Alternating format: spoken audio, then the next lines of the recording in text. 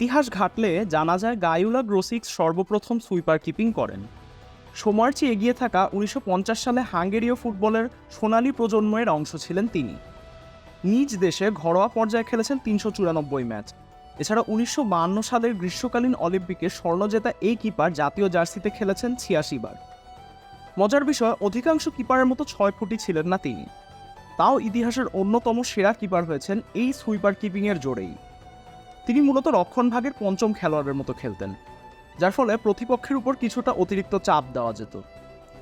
প্রতিপক্ষের আক্রমণ থেকে নিস্তার পেতে কখনো কখনো বক্স ছেড়েও বেরিয়ে আসতেন এই হাঙ্গেরিয়ান।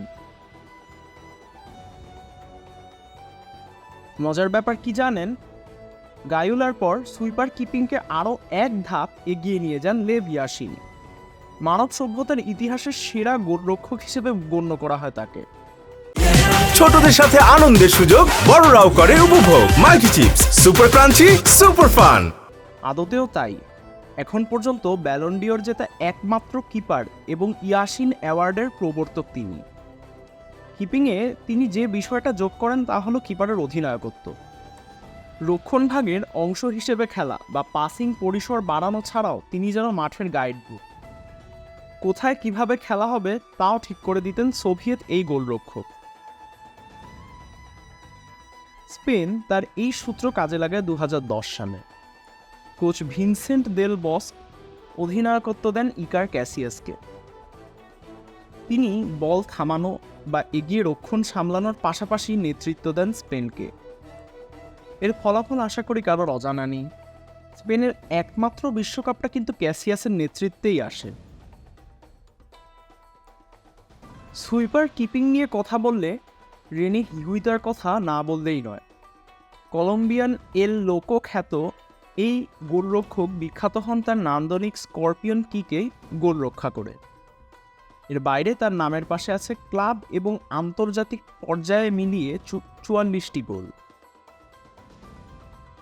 সাম্প্রতিক সুইপার কিপিংয়ের প্রবাদ পুরুষ হিসেবে বিবেচনা করা হয় 14 সালের বিশ্বকাপ জেতা ম্যানুয়াল নয়ারকে।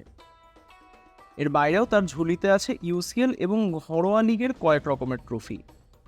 জার্মান এই গোলরক্ষক অধিনায়ক হিসেবে যেমন পজিশনিংয়ে পটু, আবার বল কাটানোতেও তার জুড়ি নেই।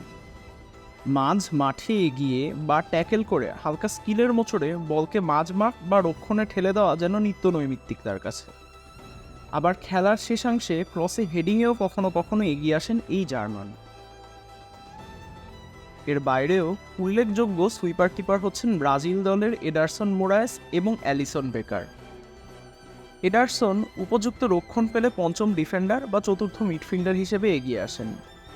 প্রিমিয়ার লিগ ইতিহাসের কিপার হিসেবে সর্বোচ্চ 4 অ্যাসিস্ট আছে তার পাশে। অন্যদিকে জাতীয় দলে তারই সতীর্থ অ্যালিসনের আছে কিপার হিসেবে ক্রসে গোল করার অভিজ্ঞতা। তবে ভাবনার বিষয় হচ্ছে এই সুইপার কিপারের চাহিদা এতই বেড়েছে যে দলবদলে জায়গা পাচ্ছেন না স্টপারেরা, যার ফলে দল হারাচ্ছেন অনেক প্রখ্যাত কিপারই।